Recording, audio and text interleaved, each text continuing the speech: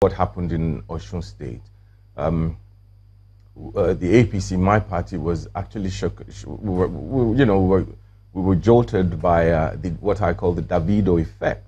The candidate of the PDP used his nephew Davido to communicate. He used him as a means or a mode of communication with the young people. He understood the fact that the young people would be willing to listen to Davido. And of course, the rest is history. We saw what he was able to bring to the table. We saw a lot of young people get involved for the first time beyond what it used to be like, get involved in the votes in Osun. And of course, we know the reason why they came so close. And we are going to eventually see a lot of that. We also need to understand that culture has played a serious role in the past. One of the most important tools of leadership is feedback. However, that's internationally. There's what you call obey first and then complain, which is what our culture says. You don't talk back at the elders. You have to seek permission of the elders before you're able to correct them. You have to be careful in how you correct, not just the elders, the older ones. And of course, it's what's been passed on over time. All this is beginning to change. It's not going to happen in one day. And I love what Channels is doing right now. One of the things that we have seen fairly consistently amongst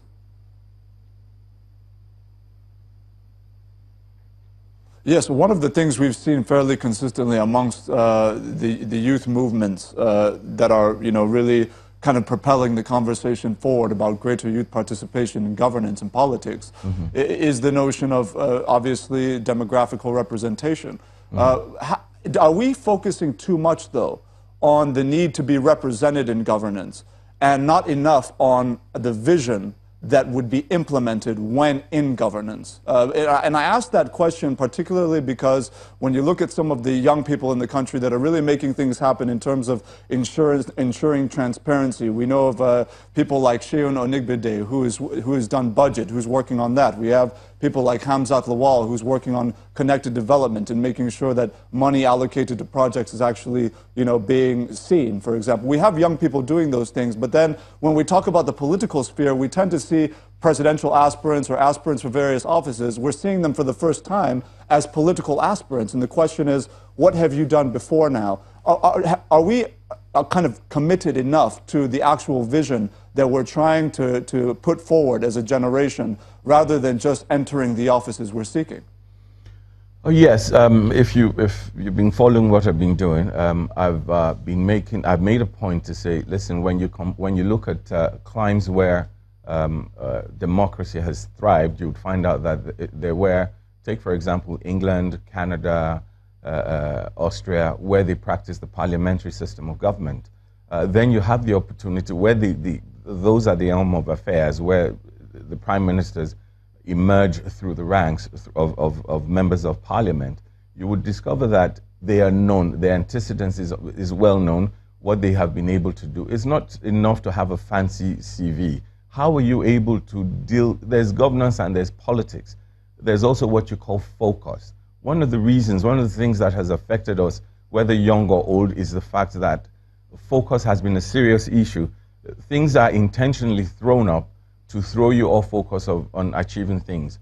I'll use Serena Williams' example here, where the father, while she was learning to play tennis as a young child, it wasn't popular amongst young people then, but a lot of people from the black neighborhood will call them names. What do you think? Who do you think you're going to be?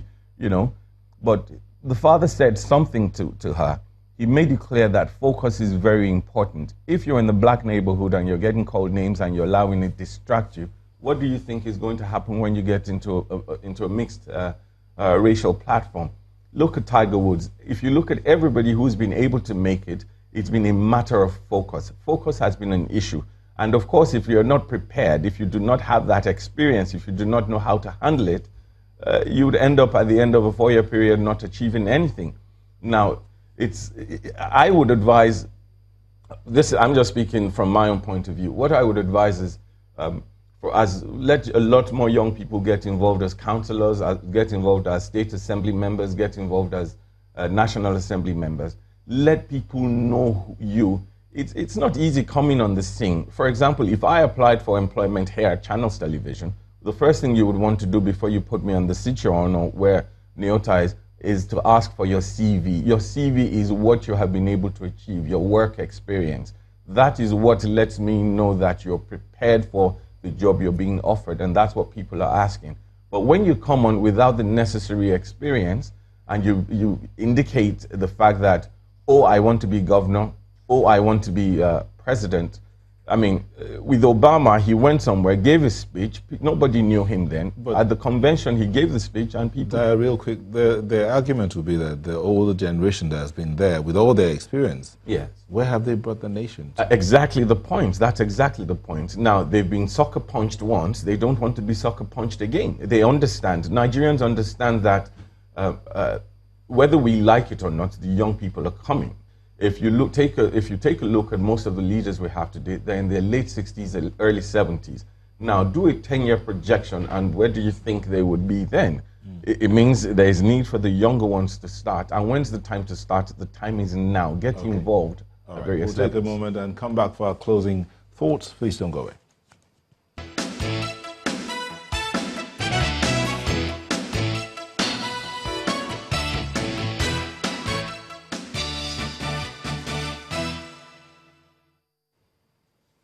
Again, footage from Osun State. That's a polling unit in Osogbo, the state capital, where the voters are already casting their vote. We'll keep you updated as regards what's going on with this supplementary/rerun election. The people have come out in their numbers. We spoke to a guest earlier who says that as early as 6 a.m., people were already out ready to go cast their vote for this election to determine who occupies the #1 seat in that state for the next 4 years. As you can see there, people are casting their votes, getting accredited, doing their civic responsibility. So we'll keep you updated. Our correspondents are on ground. In the course of the bulletin, we'll get back to them to let you know what's happening there. But closing moments here in the studio with Emmanuel Itim and Daya Bush Alibiosu. Emmanuel, now some will say you're a very young man. You appear very young, and then you're targeting the #1 office in the country. I asked that question about the messages of the younger people for Nigerians. Why should this country? It's not enough to say we're the young, we need our chance. You've told us we are the leaders of tomorrow. Why should the electorate in this country look at the young, irrespective of experience or not? Well, first of all, we have the plan. We have the energy, we have the dedication, the determination, and the focus. And we have the opportunity actually to take a reflection on where we're coming from and have the drive to where we want to go to. And I'll mix that to respond to say, yes, Daya is right by saying we need to look and pick out from amongst the many those who actually have that plan and that vision, understand what it takes to run government. Because it's not just about occupying the office, but what does it take to run government? How do you negotiate the compromises with parliament, within the executive? How do you appoint people who are going to run, serve in the cabinet? How do you define your foreign policy agenda? How do you engage foreign governments? How do you ensure that Nigerians are able to move from, give Nigerians the hope and get them to work, put them back to work out of desire for opportunity. So there's all of that is required for you to have. And it's not just about being young. Yes, I appear young, I'm 38 years old, but for 20 years, I've been in national policy process, population policy process in this country, health development policy, education curriculum review, education policy development, the Niger Delta Technical Committee process, state development processes, domestic funding for in Nigeria, financial taxation, transaction tax processes. So I have not just woken up and said, okay, I want to be president, I want the highest office. I've done all this from the state level to the federal level, and I think I've come to a point to say, you know what? Understanding the role I have played at the regional and global level, I have the capacity now to move Nigeria as a country forward to achieve next 10, 20 years the plans we have for the population of the country. In 10 seconds, closing thought. I believe these elections just requires you being able to speak, or whoever being able to speak the language of the young people, get them involved in the process of electing leadership, and also participating in the level of leadership.